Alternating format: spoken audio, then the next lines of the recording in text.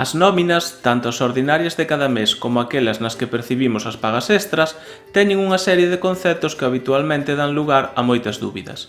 Polo que o que vou facer neste vídeo é intentar aclarar todos os conceptos que recollen tanto as nóminas mensuais como as nóminas que inclúen as pagas extras.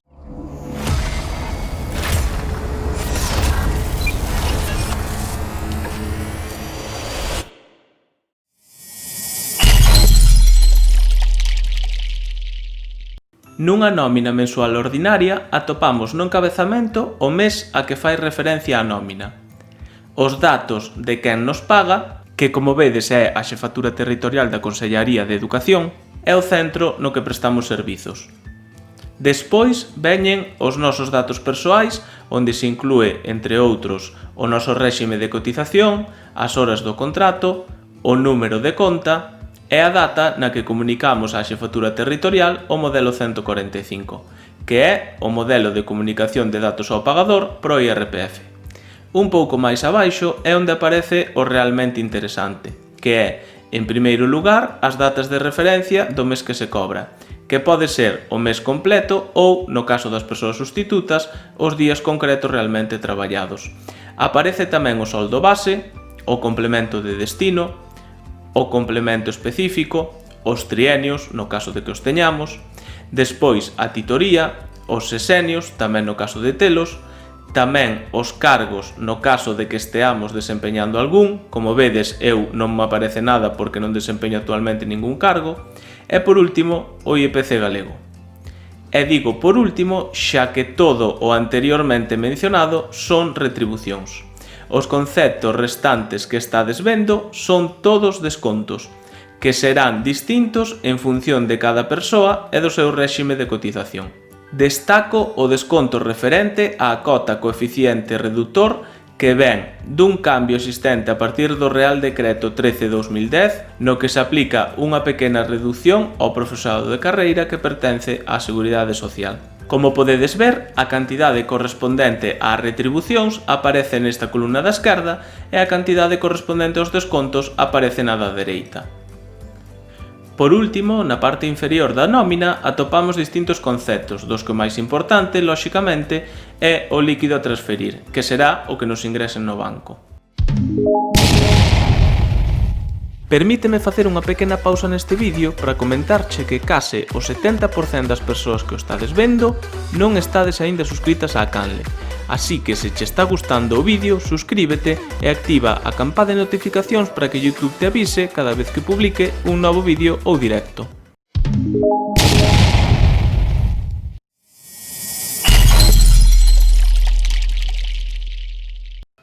O que estades vendo agora é unha nómina con paga extra, que vos lembro que as cobramos a finais de xuño e sobre o 20 de decembro. O encabezamento da nómina é o mesmo que o da anterior e tamén é igual á parte do soldo mensual. A diferenza está en que a maiores temos dous epígrafes distintos que se diferenzan nas datas de divindicación. O que vedes que se divindica nesta nómina entre xuño e novembro, e que nestra de xuño sería de decembro a maio, é a parte da extra vinculada ao Estado. Inclúe a suma do soldo, recurtado, os trienios, tamén recurtados, e o complemento de destino, que na nómina aparece denominado como contía adicional.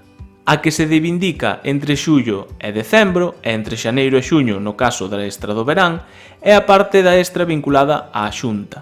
O concepto que vedes de específico xuño-decembro, por unha contía de 757,96 neste caso, inclúe o complemento específico de 646,36, os sesenios, neste caso 64,26, e por último os cargos, neste caso a titoría, cunha contía de 47,34.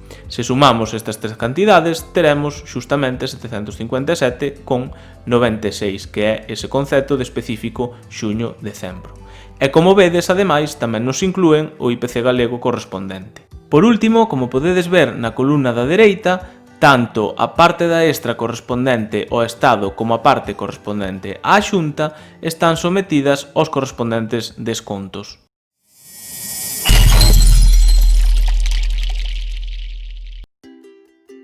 Se vos pagasen atrasos, sempre van a aparecer identificados coa letra A e desglosados en cada un dos meses e conceptos que corresponda. Para o persoal interino e sustituto adoitan producirse cambios moi importantes na retención do IRPF.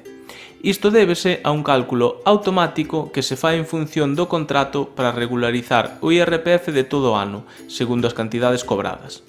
Polo tanto, se nos primeiros meses do ano aparece na nómina unha retención de entre o 2 e o 10%, é moi probable que a finais do mesmo ano a retención pase a ser de entre o 25 e o 35%. O que podedes facer para que isto non ocorra é, a principios de ano, solicitar á sección de nóminas da Xefatura Territorial onde prestades servizos que se manteña un tipo fixo de retención.